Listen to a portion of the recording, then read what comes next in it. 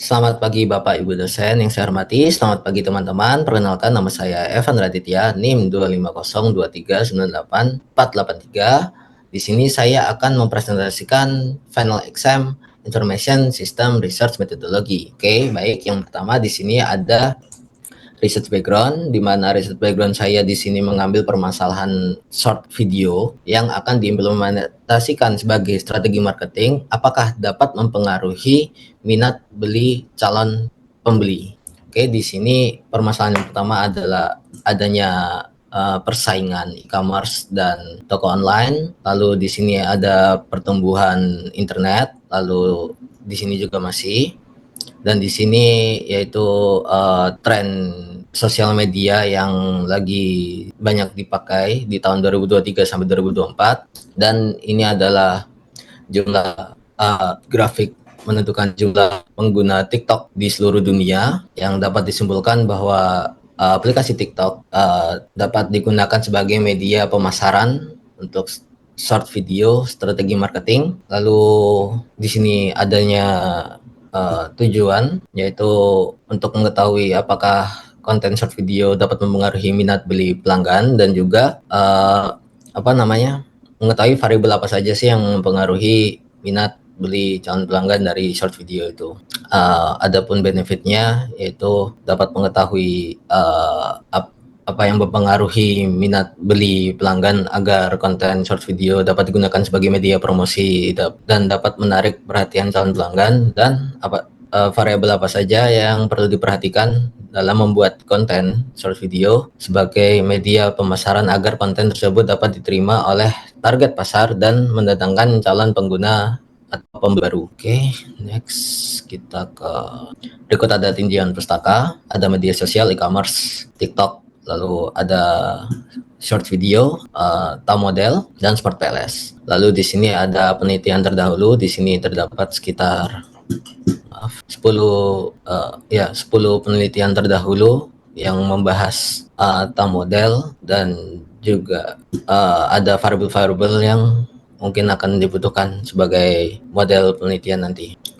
Lalu berikut ada research framework penelitian saya di sini. Yang pertama, permasalahannya yaitu penggunaan konten short video sebagai strategi marketing, lalu tujuan mengetahui efek short video TikTok sebagai strategi marketing dalam mempengaruhi minat beli calon pelanggan, lalu metode penelitiannya kuantitatif, pengumpulan datanya survei Google Form dengan target data minimal 50, lalu metode uji data TAM, model, dan PLSM. Lalu hasil penelitiannya yaitu minat beli calon pelanggan terhadap konten short video yang digunakan sebagai strategi marketing. Lalu berikut ada model penelitian TAM saya. Di sini saya menggunakan perceived ease of use (PO), lalu ada perceived usefulness (PU), lalu information quality (IQ), content quality (CQ), dan juga purchase intention atau PI. Dan berikut ada hipotesa-hipotesanya. Dan nomor 4, membahas tentang pertanyaan yang saya gunakan sesuai variabel yang sudah ditentukan dengan tolak ukur skala Likert, dan berikut adalah pertanyaannya, dan setiap variabel terdapat 3 pertanyaan. Dan nomor 5, hasil dari penyebaran survei mendapatkan sekitar 93 responden yang terdiri dari 53,8% perempuan dan 46,2% laki-laki. Lalu berikut ada persentase jenis kelamin, lalu persentase perbandingan usia, persentase jenis pekerjaan, persentase perbandingan pengguna TikTok, dan persentase perbandingan pernah melihat promosi atau endorsement pada konten short video di TikTok. Lalu berikut adalah hasil analisa menggunakan Smart PLS. Ada outer loading, reliability validity, validity cross loading, F-square, output bootstrapping, koefisien, dan confidence interval. Berikut untuk hasilnya. Saya mengikuti untuk pertama ini outer loading. Saya mengikuti Lintang Trenggonowati yang dia menyatakan bahwa hasil survei menghasilkan outer loading yang bagus, di mana hasil outer loading lebih dari 0,5 dan tidak ada yang perlu dihapus karena tidak ada outer loading yang berada di bawah 0,5. Hal ini menandakan bahwa tidak ada masalah pada korelasi antara indikator dengan variabel laten atau data survei dinyatakan valid. Lalu untuk reliability dan validity, saya mengikuti pernyataan dari Das Paul di mana pada penelitian milik Das dan Paul semua variabel dinyatakan aman di mana nilai composite reliability lebih dari 0,6. Jadi yang lebih dari 0,6 tidak perlu dilakukan sampling ulang dikarenakan sudah memenuhi syarat itu tadi.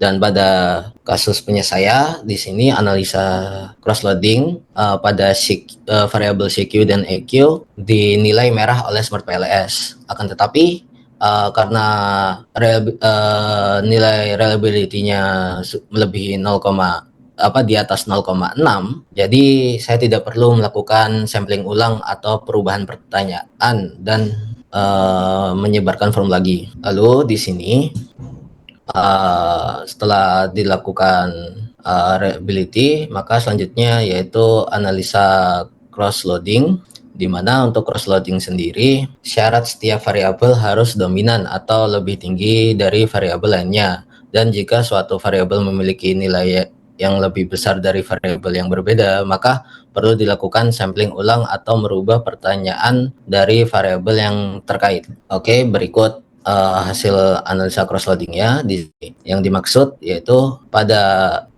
variabel CQ cross loading tertinggi dimiliki oleh CQ1 yaitu 0,815.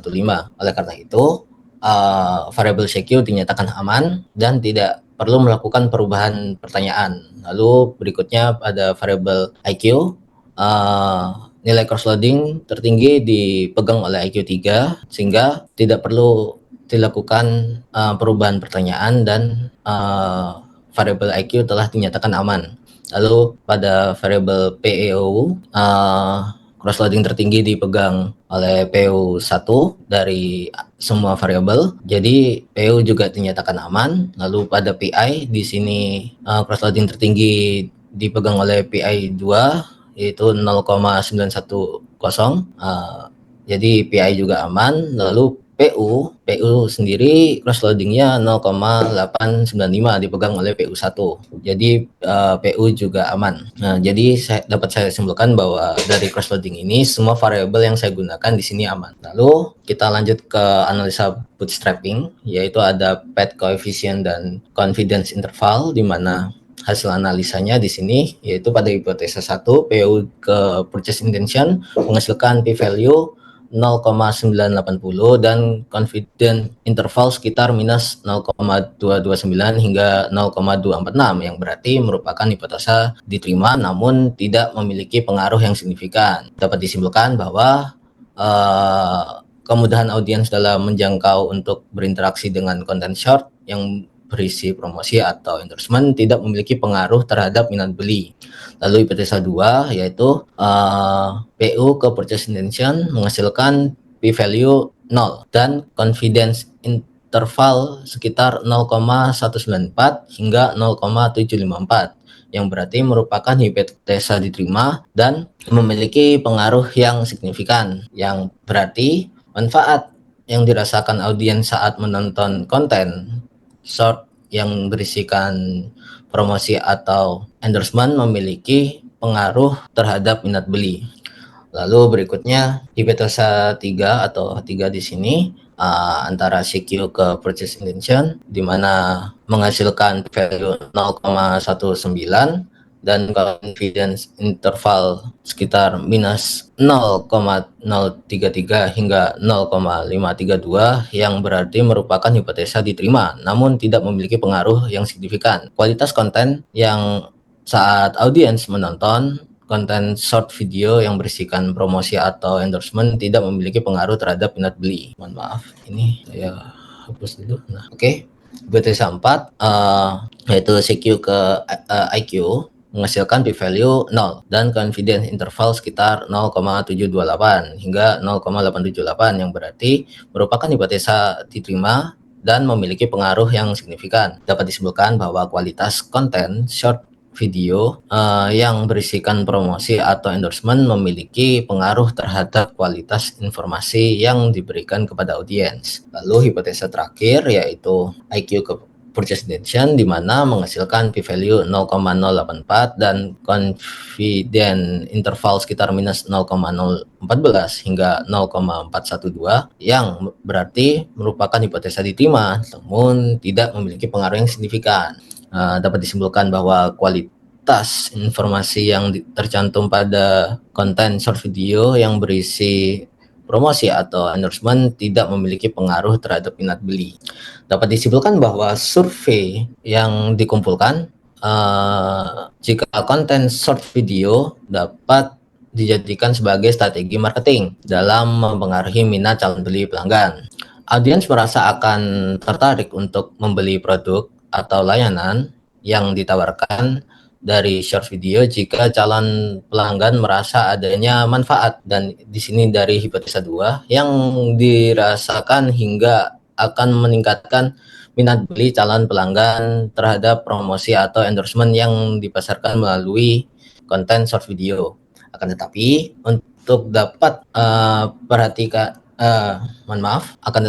untuk dapat mendapat perhatian calon pengguna diperlukan ide kreatif yang dapat menggabungkan elemen kualitas dalam konten seperti meningkatkan kualitas visual, audio, dan cerita. Lalu juga dapat memperhatikan kualitas informasi yang diberikan agar dapat diterima oleh target pasar dan calon pengguna dapat memahami apa yang sedang kita pasarkan hingga audiens dapat merasakan manfaatnya. Ini saya ambil dari hipotesa 4 yang tadi diterima. Oke, dan berikut rekan daftar pustaka yang saya gunakan. Kurang lebihnya saya mohon maaf, dan jika ada kesalahan kata atau sebagainya saya mohon maaf sebesar-besarnya. Saya Evan Raditya pamit undur diri dan sampai jumpa.